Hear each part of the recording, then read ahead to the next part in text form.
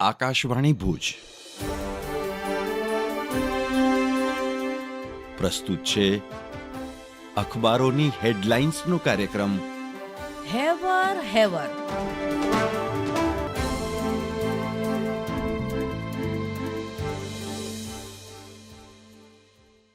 નમસ્કાર, હું હર્ષા ઠક્કર. કચ્છ મિત્રની હેડલાઇન્સ છે. 5 વર્ષે વ્યાજદર ઘટતા લોન સસ્તી થશે. આરબીઆઈનો ફેંસલો. રેપો દર 0.25% ઘટાડીને 6.25% કર્યો. અન્ય સમાચારોમાં, કચ્છને સૌરાષ્ટ્ર સાથે જોડતા પલાસવા ટીકર માર્ગની અડચણો દૂર. પ્રી કન્સ્ટ્રક્શન કામગીરી માટે 20 કરોડ મંજૂર. યુદ્ધ વખતે લશ્કર પ્લાટૂન સમયસર પહોંચી હતી. સુરજબારી પુલનો વૈકલ્પિક માર્ગ બનશે. અન્ય સમાચારોમાં, ગૃહસ્થ જીવનમાં પણ ધર્મની આરાધના એક મર્યાદા સુધી શક્ય. મહાશ્રમણજીની મંગલ સન્નિધિમાં ભુજનગરમાં જૈન ભાગવતી દીક્ષા સમારોહ યોજાયો.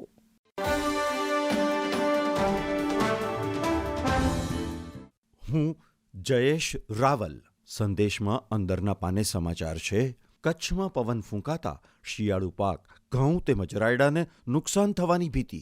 પવનને કારણે ઘઉં નમી જવા ઉપરાંત રાયડાની ફળીમાં દાણા ખર્યા. પિયત કરાયેલા ઘઉં જમીનદોસ્ત થવાની સાથે ખેડૂતોને આર્થિક ફટકો પડે તેવી શક્યતા. સંદેશની કચ્છ આવૃત્તિમાં બીજી એક હેડલાઇન. કચ્છ જિલ્લા પંચાયતને નાણાકીય વર્ષમાં ઓક્ટ્રોય ગ્રાન્ટ પેટે 1.2 કરોડ ફાળવાયા. વિકાસ કમિશનર દ્વારા 2 હપ્તામાં ગ્રાન્ટની ફાળવણી કરાઈ. જિલ્લા પંચાયત દ્વારા ગ્રાન્ટની તમામ રકમ તાલુકા પંચાયતોને ફાળવી દેવામાં આવી. સંદેશના અંદરના પાને મુન્દ્રાના સમાચાર.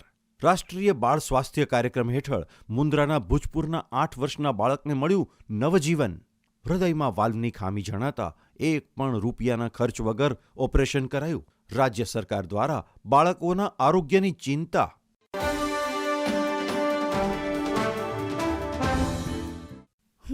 અમી કારિયા. દિવ્ય ભાસ્કરના ભુજ ફ્રન્ટ પેજ પર આજની હેડલાઇન છે: બોર્ડના છાત્રોને શુભેચ્છા સાથે GCASની માહિતી અપાશે. છાત્રોને QR કોડ સાથેના માહિતીસભર પેમ્પલેટ આપવામાં આવશે. ગત વર્ષ પોર્ટલમાં વિદ્યાર્થીઓએ ખૂબ જ મુશ્કેલીઓનો સામનો કર્યો હતો. રાજ્યની કોઈ પણ યુનિવર્સિટીમાં પ્રવેશ માટેનું પોર્ટલ એટલે GCAS, Gujarat common admission service portal. દિવ્ય ભાસ્કરના છેલ્લા પાને સમાચાર છે કે 17 ફેબ્રુઆરીથી મેન્ટેનન્સનું કામ શરૂ કરાશે.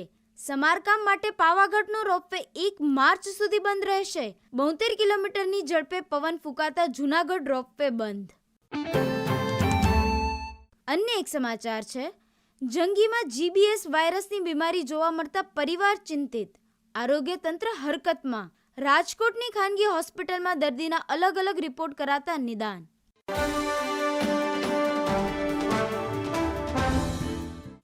હું વિષ્ણુ ગોર. ગુજરાત સમાચારના અંતિમ પાને સમાચાર છે કે 37મી એકાંકી નાટ્ય સ્પર્ધામાં પદ્મશ્રી તુષાર શુક્લે કહ્યું, રંગભૂમિનો એ મહિમા છે, અહીં ભેદના ભાવ ઓગળી જાય છે.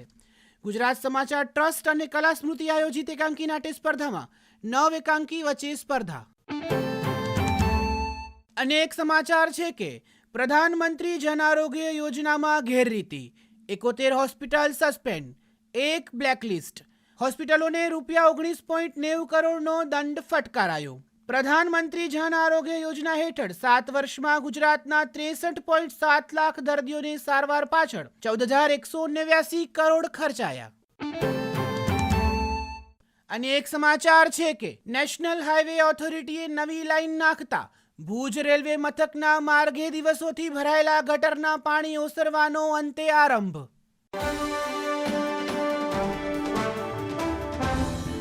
હું નીરજ મચ્છર.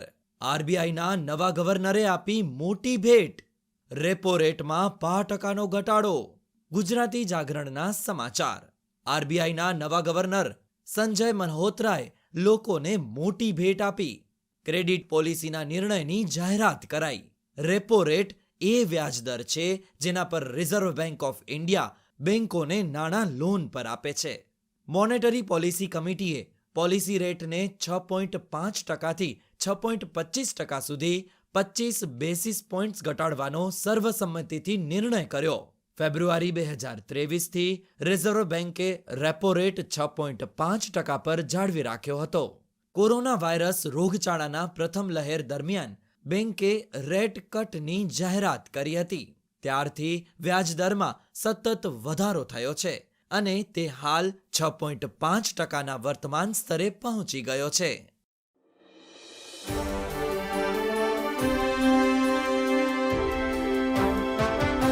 અખબારોની હેડલાઇન્સનો કાર્યક્રમ હેવર હેવર